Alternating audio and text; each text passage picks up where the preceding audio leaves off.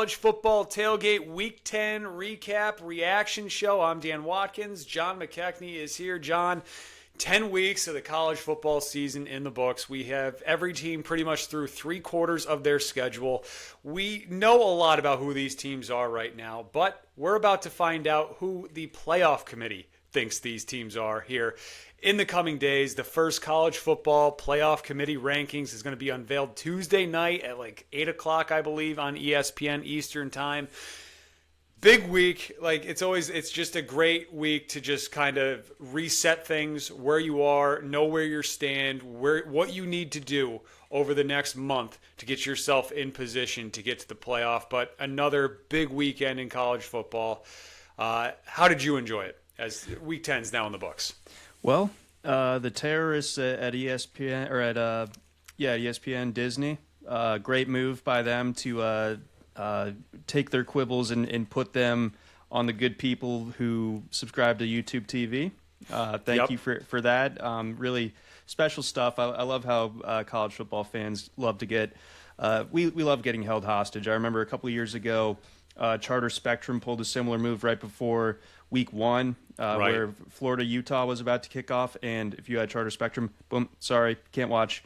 So pulled a similar move, and that made my viewing a little bit more difficult than usual. And then additionally, I was flying during the afternoon on Saturday, and lo and behold, my flight didn't have the seatback TVs. So I mean, I was just what the hell? I know and I had it on the way up to beautiful Madison, Wisconsin. So I was doubly salty about that, but was able to absorb the evening games and just kind of run through all the highlights and watch all the recap shows. So we're up to speed here, but I still am upset about this drama on the streaming rights. Didn't Fox almost lose? There was something with Fox way back at the beginning of the year too, right? Yeah, they were teasing it right before the Texas-Ohio State games. That's right. We might ruin your weekend. Thinking about it. But they got the deal done. Hopefully ESPN and Disney figure that out as well for the YouTube TV subscribers and all that kind of stuff because, well, there's football to be watched, and we got to talk about it. I think we got to do this again. Here we are, another Monday, and what is this, fifth straight week now At that least. a major Power 4 job is now open. Hugh Freeze has been let go at Auburn after they lost at home to Kentucky, only scoring, 3 points against Kentucky at home. That's fireable in itself, even with everything else that's gone on there. The Auburn job, I think it slides right in there with wherever so I think LSU is still clearly the top job on the market. And then Penn State, Florida, Auburn, some in that order, or some order there with those three. Definitely the second tier of openings. But not a surprise here for Hugh Freeze to be let go. Boy, I mean, talk about just kind of going out sad. I wasn't sure how that hire was going to work out. He sort of was able to rehab his image a bit. Where was he at, Liberty or something for a few years? Had Liberty cooking, and I think that you can harken back to his days at Ole Miss and be like, well, he had the embarrassing off the field stuff, but it's like this guy can probably still coach. You'll have the resources at Auburn. It should end up being fine, but it just you take these swings and misses on quarterbacks, and it ends up burning you. The offense just never really kind of looked like what you would have expected a Hugh Freeze offense to look like. It's a problem. I think ultimately, sort of like the Georgia game was a bit of a sign that's just like this team is not connected. They're very easy to topple once something goes wrong. It's going to snowball on them, and that's a Hugh Freeze problem. So now DJ Durkin takes over as the interim. That guy, I can't believe he is still employed at this high of a level, but I digress. According to Bet Online, I'm going to read off some odds. I mean, these names won't be earth-shattering to you, but the odds leaderboard for the next Auburn coach, Kenny Dillingham, 3-1, John Summerall, plus 350, James Franklin, 4-1, Brent Keys, 7.5-1, Jimbo Fisher in there at those same odds, and Ryan Silverfield are kind of your top options on the Auburn hot board, at least right now. Interesting. I think Franklin would fit perfectly right there, kind of with what Auburn wants to get back to. I mean, they've won six. They've only won more than 6 games once since 2019, I believe. Sounds it is, which is just absurd. And yeah, you mentioned the offense this year with some of the freaks that they have in that receiving room. Just could not really get going. Jackson Arnold is what he is at this point. We haven't seen much of Deuce Knight, the big-time recruit that they got down there. But this one stat that CFB Kings on Twitter brought up today, this Monday afternoon, only 3 teams in the FBS have not allowed more than 24 points in a game this year. Number 1, Ohio State. Number 2, Indiana.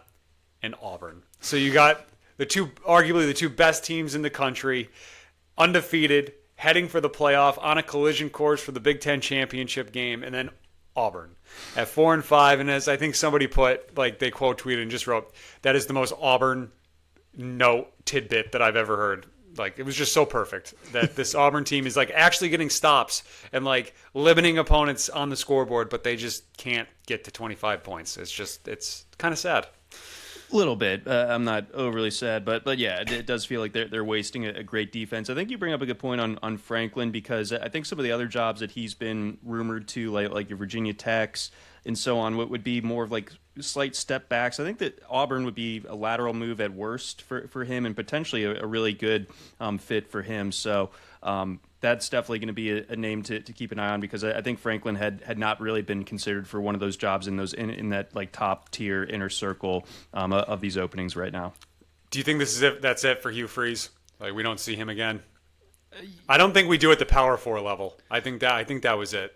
Yeah, that's the last big job he's going to get, and it's a matter of like, does he just take his buyout and walk onto the golf course for the rest of his time here on this earth, or does he take the ego check and go back to a Liberty level type of job, because the bank account is going to be happy with him. He'll be set for generations there. So really, it's just a matter of does he want to kind of do a little bit of PR refurbishing to his image, because the lasting memory, I think, of Hugh Freeze at this point is not one that gets looked on particularly kindly. Definitely not. But with that being said, let's kind of like put that off to the side now. We got plenty of time to talk about coaching carousel, which just gets wilder by the week. Who knows if we got another one coming after week 11? Like, I feel like Auburn was like the last like rumbling of the big school that was trying to let someone go. But with the way this season's going, like, I don't even know what to expect anymore. So we'll see if we go for another Monday show that we'll be opening with yet another big time opening in the Power 4. But I do want to first, before we get to our playoff rankings and how John and I think these things are going to play out, I just want to say thank you very much if you're watching. And if you are watching, hit that subscribe button on YouTube. We are College Football Tailgate. We do shows twice a week, usually like Monday and Thursday. We do a recap. We do a preview. Pretty straightforward stuff. College Football Tailgate, you can find us on YouTube. You can find us on Apple Podcasts. You can find us on Spotify as well. We are on Twitter at CFB Tailgate 25, and then also on TikTok, which is growing. Just passed over 600 followers this weekend. We are at CFB Tailgate on there too, and that's always a lot of fun to dive into those comments, which I'm sure our next little segment here that we're going to do is going to get plenty, because as we mentioned at the start of the show, the playoff committee is going to unveil their initial rankings this week. And John, as we kind of have seen throughout the playoff era, going back to the 4-team stuff, like the first one I feel like the committee likes to get a little wonky with. Like, they kind of like want to just throw like a little curveball at you because, well, these things are going to change so much in the next 5 weeks. Like, they're going to get torn up, ripped to shreds, and teams are going to get reordered and jockeyed because a lot of these teams have to play each other. But what are you expecting on Tuesday night? What do we see? I think everybody thinks the same 3 teams are going to be up at the top there, but what's your order for the playoff committee in the first playoff ranking? How do you see this playing out on Tuesday night? All right, so my initial CFP ranking goes as follows, starting up at the top. Give me Indiana being the first number 1 out there. And then I think I got A&M 2, Ohio State 3, Bama 4, Georgia 5, Ole Miss 6, Oregon 7, 8, Texas Tech 9, BYU sets up a nice little top 10 matchup. Notre Dame checking in at 10, Virginia at 11, Louisville at 12, and then Memphis will be your top G5 program on the outside looking in. But of course, if they hold serve there, then they will get their spot in the dance. Yeah, we're almost identical here, and we didn't even go over this beforehand or anything like that. But I got Indiana going to be the initial number 1 seed in the playoff. I'm going to go A&M 2 as well, then Ohio State, Alabama, Georgia, Ole Miss, and then we start to kind of just differ a little bit here. I'm going to go Texas Tech at 7, Oregon at 8, Notre Dame at 9, BYU 10, Virginia 11. I got Texas sneaking up to 12. Kind of impressed by by what the Longhorns did over the weekend. And then I have Memphis at 13 as my G5 team. So if the playoffs were to start, Texas would not make the playoff. Memphis would be in as the 12 seed. But we both have same top 5 or 6 here in a row. What is it about Indiana? Why do you think that they should be the number 1 overall seed here in the first ranking? I think like their overall resume and like points differential. I mean, like they haven't necessarily played like a huge gauntlet, but I think their win over Oregon sets them up a little bit better than Ohio State's win over Texas, and then it's just they've just been blowing the doors off of everybody else basically all season. So dominant. I mean, that Maryland game, those poor Terrapins had no chance in that one. You know, same could be said for that UCLA game a couple weeks ago, and UCLA was rolling. So Indiana is just kind of like taking no prisoners right now. So I think that they stand out as probably the apple of the committee's eye, at least to start. And I think A&M gets a slight lean over Ohio State just by virtue of their strength of record thus far and who they've played. So that sets them up apart. But all told, I think we will see Ohio State be the number 1 seed come the final rankings. But right now, they'll get a small little slice of humble pie just checking in at 3. Yeah, I'm wondering how intently the committee watched that first half against Penn State over the weekend, because it was a little just slight eyebrow raise. Okay, they're just not going to get up for this one. Is that what's going to happen here? Yeah. Now, yes, ultimately Ohio State does blow the doors off of Penn State in the second half here, but it's kind of same thing that you were just saying. I think Indiana.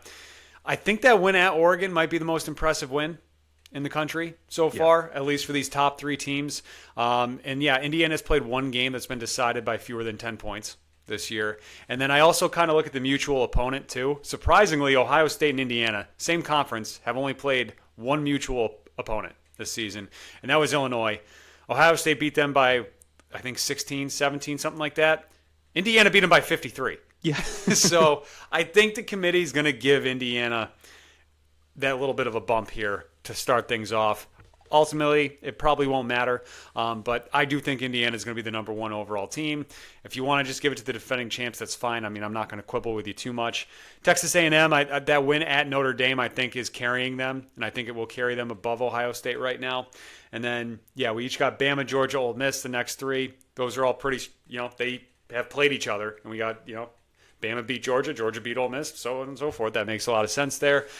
I don't really know what to do with Oregon, right now. There's somewhere in the middle, of this playoff picture. Will they have a home game? Will they not? I'm not really quite sure what to do with them. I mean, maybe it's just because the last thing we saw from Oregon was a very uninspired showing against Wisconsin in the rain. That could knock them a little bit right now. But the Texas Tech BYU game is fascinating this weekend coming up in Week 11. That kind of speaks for itself. Shockingly, Virginia, that is all right there for the Hoos to go and take the ACC, which is wild. Louisville's getting a little banged up here. And then we both have Memphis as our G5 team at the moment. Yeah, so Virginia, we're running out of weeks for them to slip up, but it can. I was impressed. I was impressed by them going out to Cal and win. I took Cal on our card plus 4.5. Ultimately, that doesn't come through. But for the first time in 5-6 weeks, I mean, yes, Virginia keeps on winning, but this is the first one that they actually felt kind of comfortable doing so, and I think that's a really good sign for them going forward. Yeah, absolutely. So the rest of their schedule sets up pretty nicely for them. They just need to keep things going, stay focused. But because I think that they've unfortunately got the thin margin of error where they lose another game, and the committee looks at them as thank God we don't have to deal with that headache of trying to figure them out. But then of course the ACC just kind of got chaotic over the weekend. That's a big talking point. Obviously, the all chaos conference with Miami and Georgia Tech going down. Yeah, this is getting interesting in the ACC. I'm loving it. Yeah, and we're going to talk a little bit more about that when we kind of break down some of these games that happened. But the entire ACC just is like living on the edge of a cliff Yep. Basically, it's like that house. The ACC is like that house on like the Pacific coast that you see in California. It's like, how is that like structurally sound? And like, how is it not toppling over and falling into the ocean? Like the mudslide, like one mudslide is going to take out that house. I feel like that's the ACC. Yeah, who signed off on this? Who's the architect? Like this? Exactly. It's like when they allowed Cal and Stanford and the West Coast to actually be part of the Atlantic Coast Conference. They just invited the Pacific mudslide to come through and just wreck the structure of that conference right now. So that entire conference is just it's bananas, to put it quite frankly. It is. All right, let's talk about some of these games that happened over the weekend. Week 10. Let's start off with what happened in Austin. Like I was like I gasped when I saw what happened like right away. Texas 34, Vanderbilt 31. How about Arch Manning? Where's this guy been all season long? He's now got back-to-back 300-yard games, 6 touchdowns in his last 2 games here. Texas was up 34-10 in the fourth quarter, John, before Vandy kind of made this a little sweaty and close. And if you got that 3.5 at closing and you took Vanderbilt, you got to be feeling really good about that backdoor cover. But first play of the game, Texas, a 75-yard touchdown. Wingo scores. And like all of a sudden for like this like 2-hour window, it felt like, oh, this is the team we thought we were going to see all year, as they were kind of just like doing whatever they wanted to and imposing their will on Vandy. Vanderbilt couldn't run the ball, which like how that offense is built, they need to be able to run, or else they can't really move the football until Pavia in borderline garbage time kind of put up some big time numbers in the second half. But very impressed with Texas. They sacked Pavia 6 times in this game. Like, okay, if this team starts to surge here, that's got to scare some teams in the SEC. And I'm sure yours truly at the moment. Yeah, and we just got word right before we started recording that's going to be a night game in Athens in a couple of weeks, a little 7:30 kickoff. But yeah, Texas is starting to, I think we were correct in bashing them for as long as we did. They underachieved. They were underachieving. Underwhelming, I think, might be the better word. Yeah, because you have arguably a top 3 roster coming into the season. You have this quarterback who's supposed to just be the next big thing and just walk his way into a Heisman Trophy, and you get humbled against Ohio State. You get beat by Florida. You barely narrowly escape in Starkville. You have some other games where you're kind of and now they've just kind of been rolling offensively, and I think that's the big thing that they've been able to unlock. The defense, I mean, yes, they gave up 365 yards through the air to Pavia, but like you said, you've allowed just 10 points going into the fourth quarter. The defense softens up a little bit, but the run defense, I think, is something that is going to be a big factor for them going forward. I think it's very much legit, one of the best units in the country.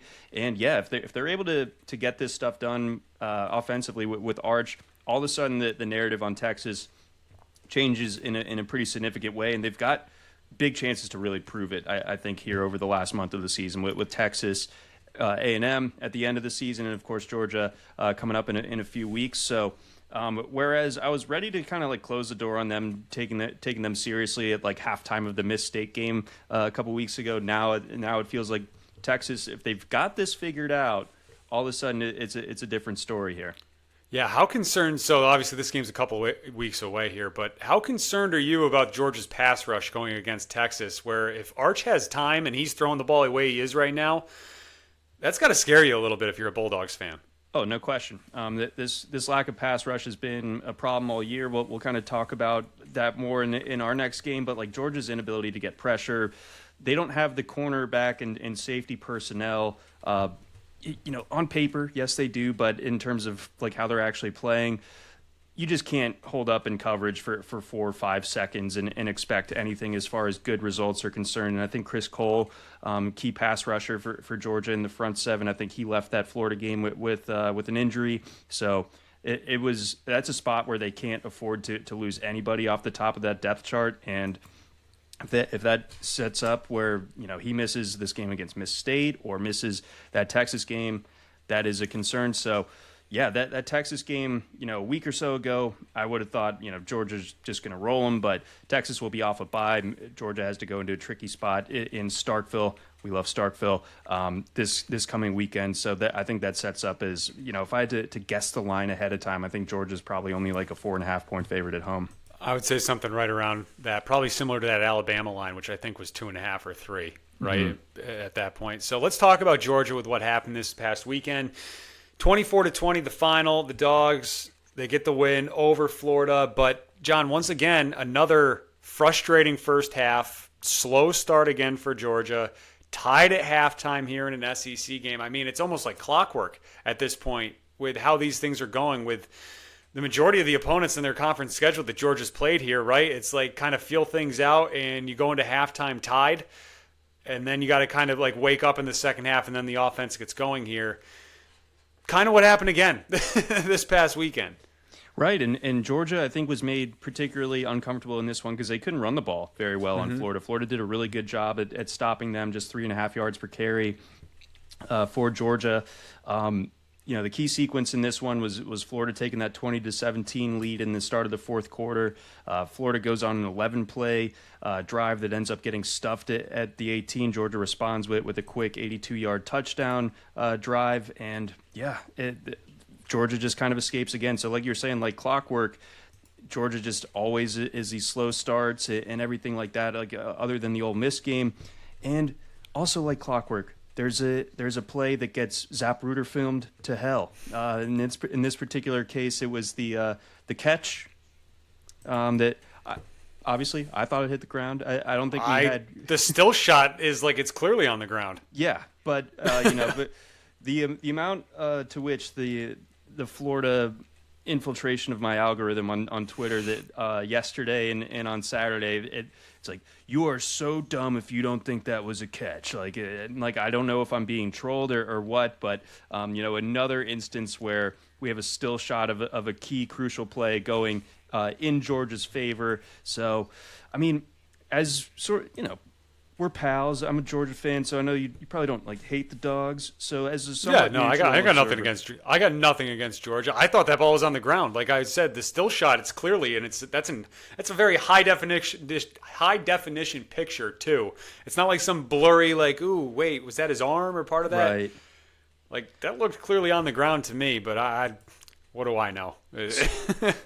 So to finish my question, as a neutral-ish observer, do you think that this is going to bite Georgia in the butt sometime in the regular season, or do you think the chickens come home to roost during the playoff? Like, what do you make of this Georgia team right now? You have them at 5 in your CFP rankings right now, but again, we keep talking about they just keep squeaking these wins out right now.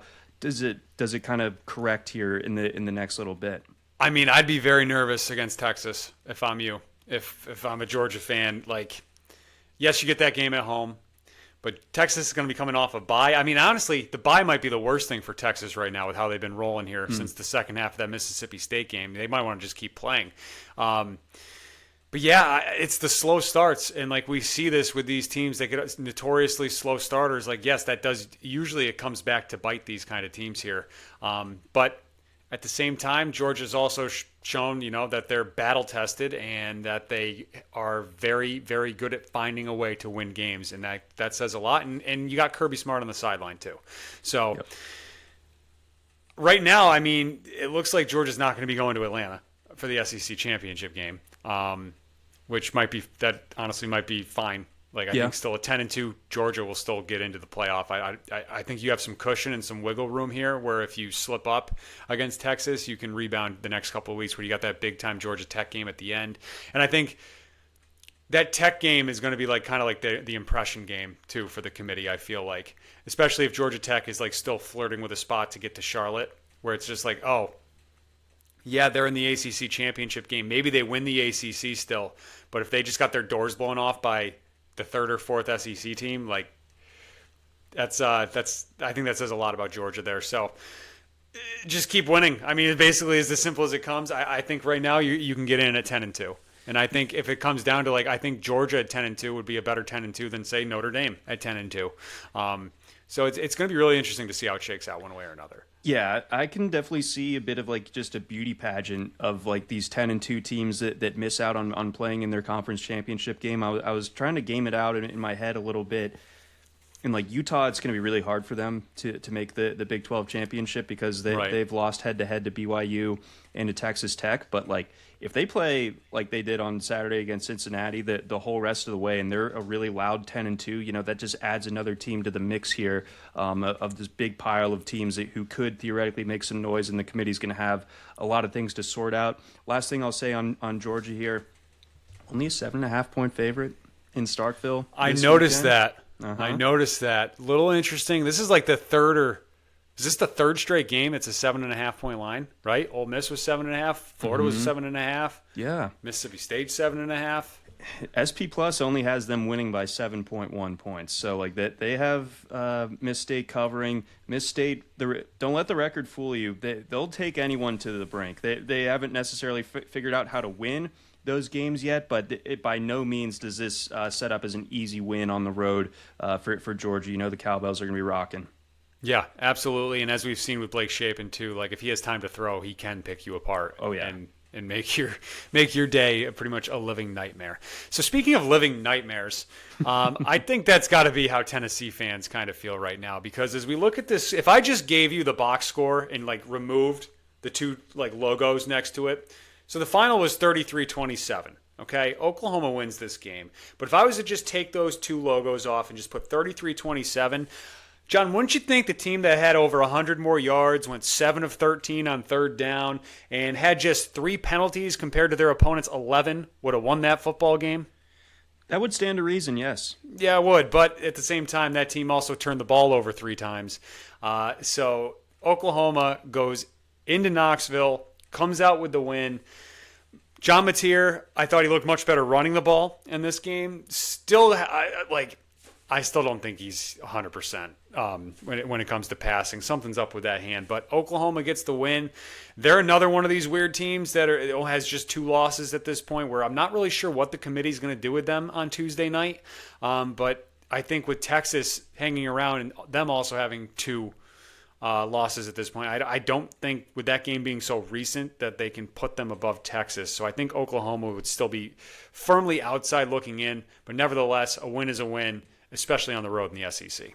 Right, and the second quarter was really kind of a crucial sequence in this particular game. Like Tennessee just the game kind of slipped out of their fingers a little bit at that point because you missed a field goal and then interceptions on back-to-back possessions. Oklahoma didn't really even bury them in that. Like they only took a 9-point lead. They just had field goals as far as their scoring goes in that second quarter, despite all those kind of extra opportunities. But ultimately, I mean, Tennessee, you just got to be so frustrated that like the offense is able to put up yards and points. Like you would think that they scored enough to beat an Oklahoma team that is not particularly explosive on offense. And you held John Mateer to just 5.5 yards per attempt on 29 dropbacks and no touchdowns, and you still give up that many points. Like that's just the offense works, but the defense just for whatever reason just can't get out of its own way. I do wonder long term. You were just talking about OU and their playoff case. I think so much of it has been built on their defense and their defensive reputation.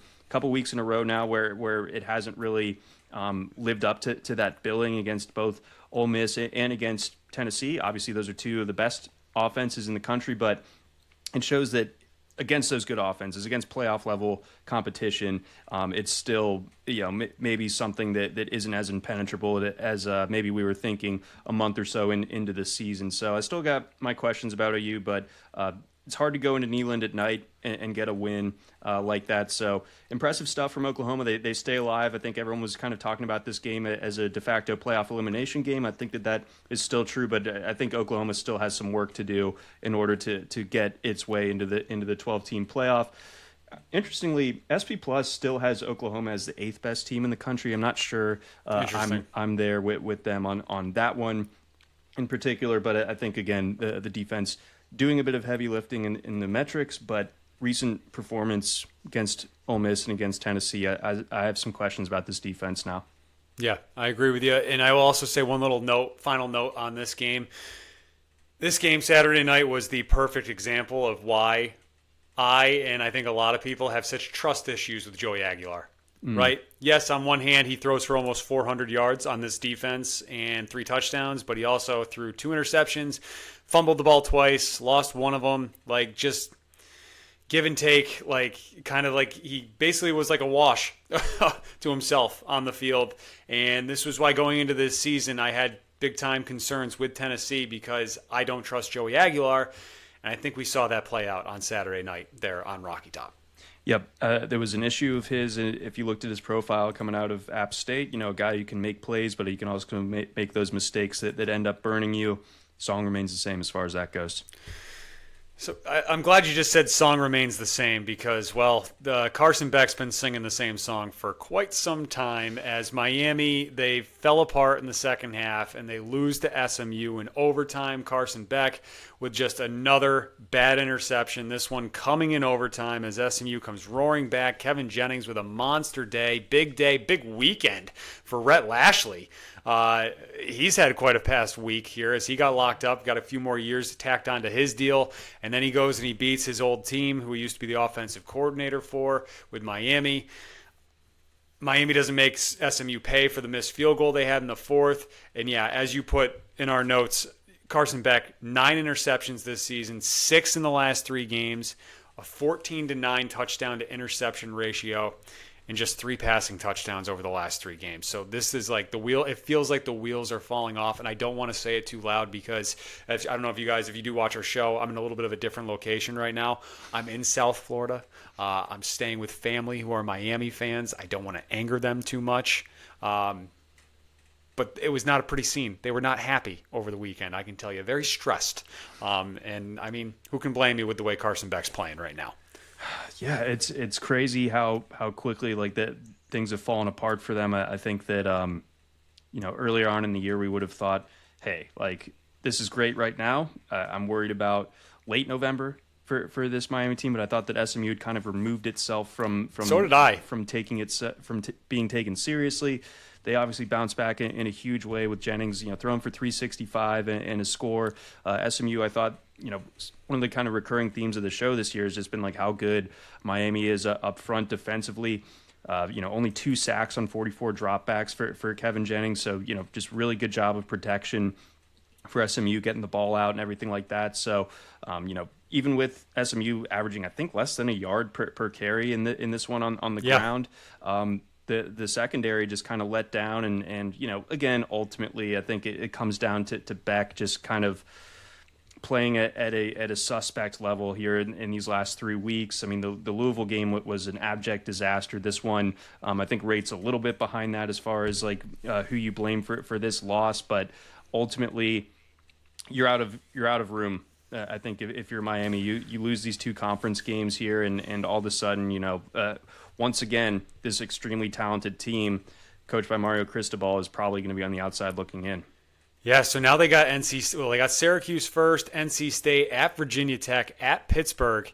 I mean, the way NC State's been going lately, like, and the way Miami's defense has looked here in some of these games, NC State might be a big problem for them. I think they'll get right against Syracuse. Virginia Tech, I don't have much faith in. And then that at Pittsburgh game to end the season where Pitt's like playing their way into the ACC championship game, man. Like, this is like what they're doing is impressive. And right now, I think I would take Pittsburgh straight up over Miami, especially in Pittsburgh. Yeah, I think so too. The Mason Heinschel, beast, absolute beast. There was I think CBS Sports put out their quarterback rankings last week, and some could say it was a bit of engagement farming, but hey, it worked. Like, we're talking about it, and they had got me a casual jump from the number 43 rated quarterback to their number 1 quarterback. What was Mason Henschel? Not so, bad. He's clearly getting some respect from the people out there, and Pitt just like has an opportunity here over the last month of the season to, if not play spoiler, but like actually play their way into the ACC title game, like you're saying. Yeah, so Pitt's 7-2 right now. They're 5-1 in conference, guys. They have the bye week this week. Then they get Notre Dame at home, not a conference game. And then they end with at Georgia Tech, home against Miami the last 2 weeks of the season. So it's all right there. They just won going across the country, 35-20 over Stanford this past weekend. I mean, Pitt's shown that they can put up 45 in their sleep if they need to, and they've buckled down on defense quite a bit as well. I mean, really, since they've won 5 in a row since they lost back-to-back. It's been a crazy season, and yes, the quarterback change too has been huge for them. But Pitt's a team to really keep an eye on here, as I think a lot of people are starting to actually pay more attention to them with what's been going on in the ACC and how I've been talking about and how I mentioned, like, it just feels like this entire conference has been living on edge. You can kind of say definitely Georgia Tech's almost like the poster child for that. Yeah, I mean, with what's gone on with them the past month or so. Tech just suffered their first loss, John. They lost to NC State like 46-38, 48-36. I don't have the score in front of me, but it was high scoring, and ultimately the Tech just could not get through the Wolfpack. Nope. So they've lived on the edge, like you said. I think they have 2 games where they've won with under a 35% post-game win expectancy. That would be, I think, the Clemson game and the Wake Forest game, and then just a 70% post-game win against Duke. They've battled their way and kind of pulled away at the end there. But I do think that ultimately, like, you look at this Tech team, and like, you could talk yourself into them going on a bit of a Cinderella run and being undefeated going into the final game of the regular season. But you also knew that there was a very real possibility that they would get tripped up in a game like this. NC State, they sort of remind me of like the ACC version of Miss State, where they're not always winning these games, but they're not fun to play against. Like there's a lot of ways they can get you. They had no Hollywood Smothers on Saturday, but it didn't matter. Jaden Scott runs for almost 200 yards. Another monster game from Haynes King. I think over 100 rushing yards and good through the air.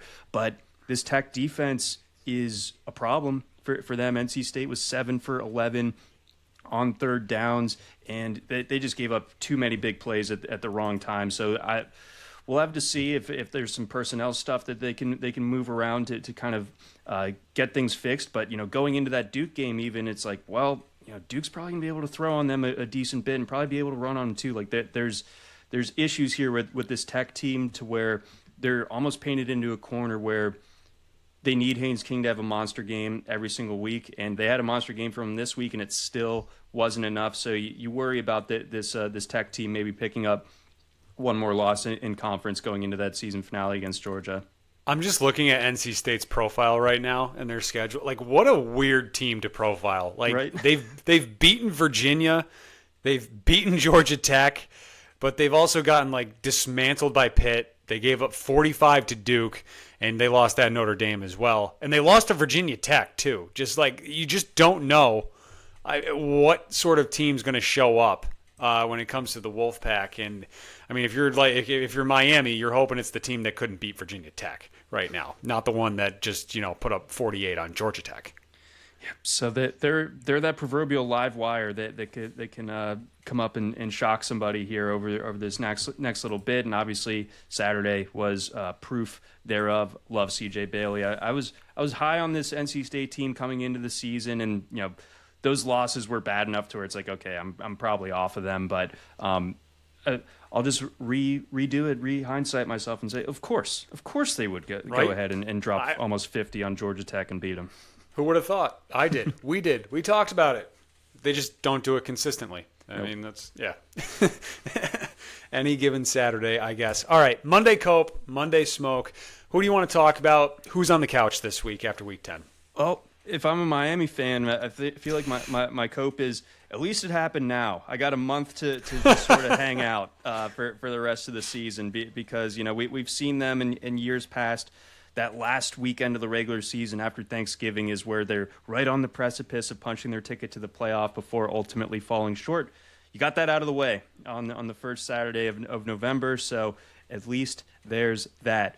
For Georgia Tech, maybe a bit of a wake-up call for them. I think that there's still a lot in front of them that they know what they need to clean up, especially on the defensive side.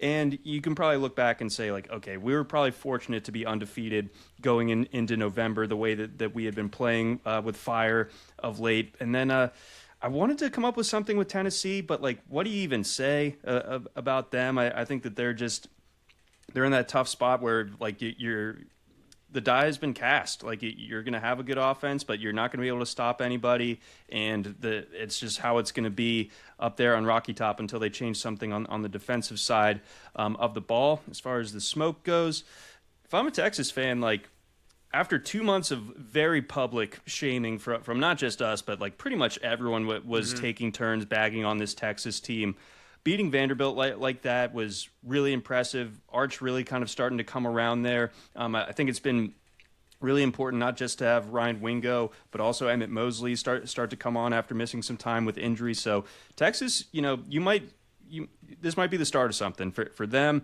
If I'm a Georgia fan, just hard to kill. Part 1,000. It feels like it's never pretty, or very, at least rarely is it pretty. But they still are just kind of able to outlast these teams and finish up with a victory. And Utah, I mean, we didn't talk much Big 12 this week, but just keep chopping. Like, get yourself into that beauty contest. Get to 10-2 with a good point differential margin here over the last month of the season. I think it started really nicely with I love that Cincinnati Bearcats team, but my God, I mean, Utah looked like they were on a completely different level. The Damp Boys might be back, so I got to give it up to Utah. I think that despite losing those crucial games to both Texas Tech and to BYU, and the likelihood of playing in the Big 12 championship probably a little bit out the window, I think you're still feeling like there might be something here for you if you're Utah. Yeah, I would agree with that. I do want to kind of go back to Miami quickly, just because from the Notre Dame standpoint. So the Irish beat Boston College this past weekend. Much closer game than I think a lot of people were expecting. 25-10, the final there. I mean, Notre Dame always held BC at like an arm's length, but they never really got that full-on like knockout like punch, really knockout blow to like go up by 3 scores. This was always like a 2-score game. The spread was like 31.5, I think it closed at. But now I feel like the Irish, when it comes to scoreboard watching, are in this weird spot where like we need Miami to lose exactly one more time. Like, you need Miami to finish exactly 9-3. Do not finish 8-4. Don't finish 10-2, because don't invite that head to head. We want, But I believe the committee's like gone back on head to head in the past, so I don't think that would be, especially with that game happening week 1 in August, when they, 4 months earlier. But it's a weird spot now where, you want Miami to finish exactly 9-3, so they still look like they're a strong team that you played in on your resume, even though you lost to them. But you don't want them 8-4, where it's like, oh, you lost to that team. So it's a weird kind of spot now for Irish fans to be. I don't know how I want to put this, but just like you need Miami to walk this like tightrope here down the stretch. Well, I feel good about them getting one more loss for you, but you don't want to don't get 2. Yeah, don't get 2. don't get 2. But I think we see a couple potential spots for that happening for Miami here the rest of the way. But that's an interesting kind of. I like the tinfoil hat already being on, and that's how you have to look at these rankings, right? Like, that's how you got to. That's the only way you can look at these rankings, because we're not inside the committee room and know what they're talking about. You just got to kind of like take the Jenga pieces out where you need them, so that the chips or stack falls exactly how you want to get your team into the playoff when you screw up and you have multiple losses, because that's just the world that we live in right now. Absolutely. So I love it. I love the getting pre-stressed out about it, though, in early November. But, I think the way that we've talked about my dogs on this one, too, I'm like, oh, geez. I hope they can get out of this month with only one loss type of thing. It is. So. It's the month of chaos. We will be talking about it all November long into December. As we talked about right off the beginning, each team, it's like 75% in the books here. So we have a very strong idea who these teams are, but we got to see that final little stage here to see who can ultimately punch their ticket into the playoff. It's going to be a lot of fun. We will talk all about it. We will react to the committee rankings. Maybe we'll throw up a little TikTok right afterwards for you guys at CFB Tailgate right after the initial unveiling of these rankings Tuesday night. But we will talk about it all on our Week 11 preview show coming up later this week. A lot of big games in the Big 12. BYU, Texas Tech, I think, is the headliner this weekend, where, it's gonna be interesting to see one way or another with that game being in Lubbock. But still, we will be back later this week. John, did we miss anything on this show that you want to get to? No, I think we covered a lot of good ground here. Did we want to toss out our betting recap, or how do we do this? If you want to, not good. All right, sounds like we don't need to do that. Not good. It was tough. Nebraska fell apart on us. That would have really swung the day, up 14-6 there at half. But ultimately, USC comes roaring back, and Dylan Raiola is out for the year. Yep. Now too, by the way, just some tough spots across the board there that we need to regroup and get better. So my blue pen theory did not work. Let's just put it that way. We're going to keep workshopping things and get it back on track here. Looking ahead, this is a little bit of just seeing the board, seeing what's out there. I could see UConn covering against Duke. This one's in stores, and Okay. I think the Duke line is -8.5. Maybe that one's a little bit closer. So just a little early take out there, but that game's Saturday at 3:30.